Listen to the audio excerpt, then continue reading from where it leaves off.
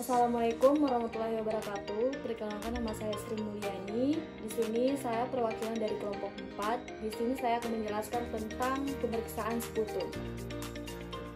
Pemeriksaan sputum adalah analisis laboratorium terhadap dahak yang dihasilkan oleh saluran pernapasan yang bertujuan untuk mendeteksi adanya infeksi atau penyakit paru seperti tuberkulosis, pneumonia, dan bronkitis.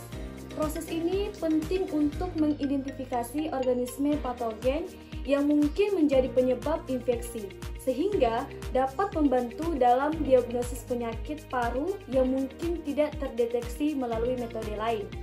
Selain itu, pemeriksaan sputum juga berfungsi untuk memantau efektivitas terapi yang diberikan kepada pasien dengan penyakit paru kronis dan menilai sensitivitas organisme terhadap berbagai antibiotik, yang pada gilirannya membantu menentukan pengobatan yang paling efektif. Dengan demikian, pemeriksaan sputum merupakan alat diagnostik yang krusial dalam manajemen kesehatan pernapasan. Tujuan pemeriksaan sputum yang pertama, menentukan adanya infeksi. Di antaranya yang pertama, mengidentifikasi mikroorganisme penyebab infeksi pada saluran pernapasan. Yang kedua, mendiagnosis penyakit paru. Di antaranya yang pertama, membantu dalam diagnosis penyakit paru seperti pneumonia, bronkitis, tuberkulosis, dan kanker paru. Dan yang ketiga, memantau terapi.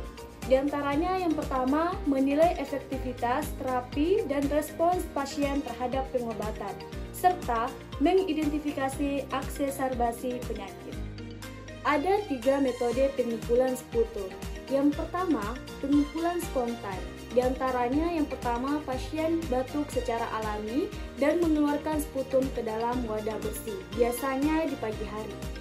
Yang kedua, pengumpulan diinduksi. Di antaranya yang pertama, menggunakan aerosol, selin, atau bronchodilator untuk merangsang batuk dan memudahkan pengeluaran sputum. Dan yang ketiga, aspirasi trakea. Di antaranya yang pertama, memasukin kateter ke dalam trakea untuk mengumpulkan sputum langsung dari saluran pernapasan bawah, biasanya pada pasien yang tidak dapat batuk. Ada beberapa tindakan pencegahan dan teknik yang benar. Yang pertama, kebersihan tangan. Cuci tangan sebelum dan sesudah pengumpulan. Dan yang kedua, wadah steril. Gunakan wadah bersih dan steril. Dan yang ketiga, pendidikan pasien. Berikan instruksi yang jelas tentang cara mengumpulkan sputum. Yang keempat, pencegahan infeksi. Gunakan alat pelindung diri atau APD saat diperlukan. Yang kelima, penyimpanan yang tepat. Kirim sampel ke laboratorium segera atau simpan dengan benar. Ada beberapa pemeriksaan makroskopis sputum. Yang pertama, warna. Di antaranya yang pertama, transparan, menunjukkan sputum normal atau tidak ada infeksi. Yang kedua, kuning, menandakan adanya infeksi bakteri atau peradangan.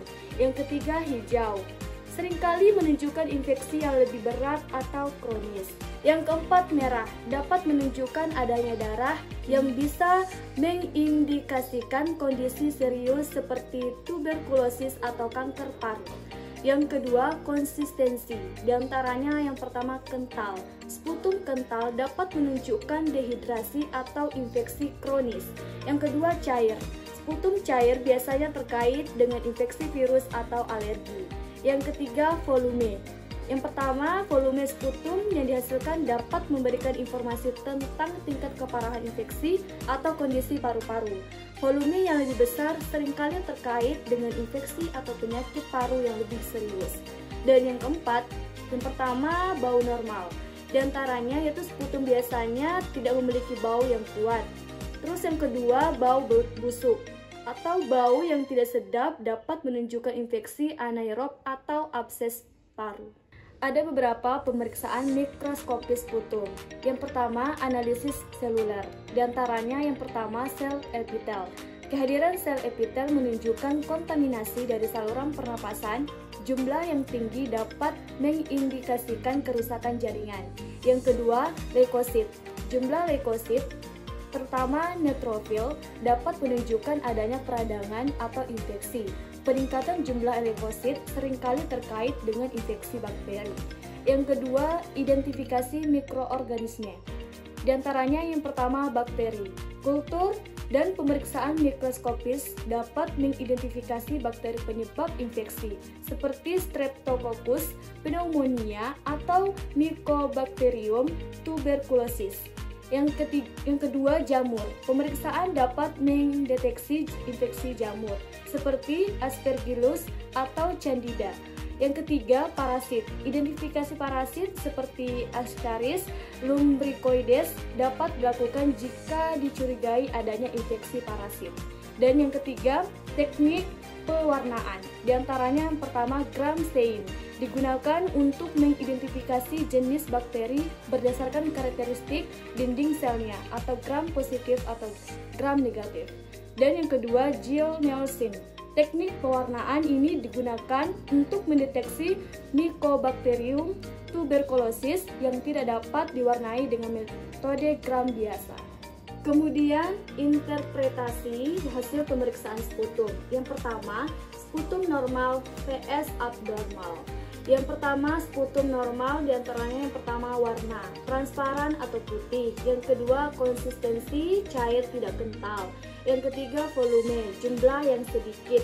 Yang keempat, bau, tidak berbau atau bau yang sangat ringan. Yang kedua, sputum abnormal. Di antaranya yang pertama warna, kuning, hijau atau merah. Yang kedua, konsistensi, kental atau berbusa. Yang ketiga, volume, jumlah yang banyak. Yang keempat, bau busuk atau tidak sedap. Terus yang kedua, makna klinis dari hasil pemeriksaan. Yang pertama, sputum normal, menunjukkan tidak adanya infeksi atau kondisi paru yang signifikan.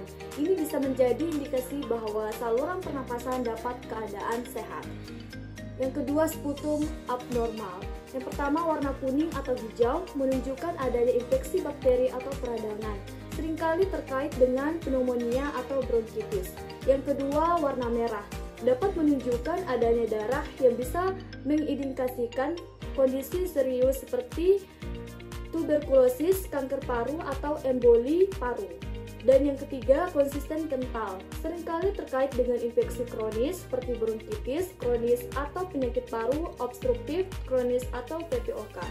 Dan yang keempat, bau busuk, dapat menunjukkan infeksi anaerob atau abses baru yang memerlukan penanganan segera. Kemudian penyakit yang dapat dideteksi melalui pemeriksaan sputum. Yang pertama, tuberkulosis atau TB. Yang pertama, pemeriksaan sputum dapat mendeteksi Mycobacterium tuberculosis melalui kultur atau pewarnaan Gill-Nielsen.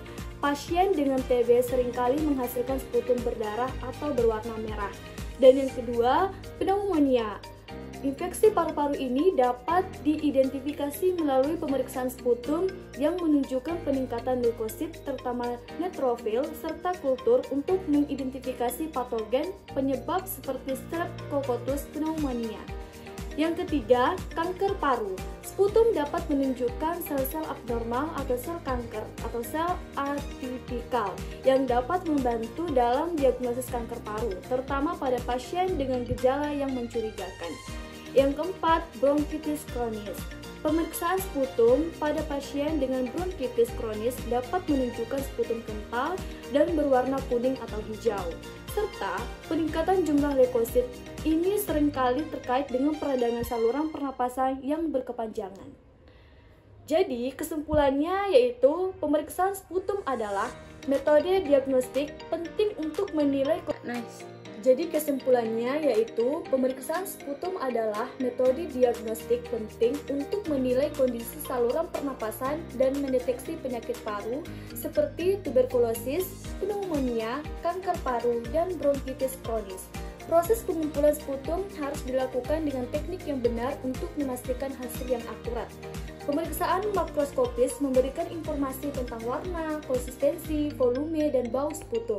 Sementara pemeriksaan mikroskopis memungkinkan analisis seluler dan identifikasi mikroorganisme. Hasil pemeriksaan sputum membantu dalam diagnosis dan manajemen yang tepat, seperti dalam kasus tuberkulosis yang memerlukan pengobatan segera untuk mencegah penyebaran penyakit. Secara keseluruhan, pemeriksaan sputum berkontribusi signifikan terhadap peningkatan kesehatan masyarakat. Demikian penjelasan dari kelompok kami. Lebih dan kurangnya kami mohon maaf. Wassalamualaikum warahmatullahi wabarakatuh.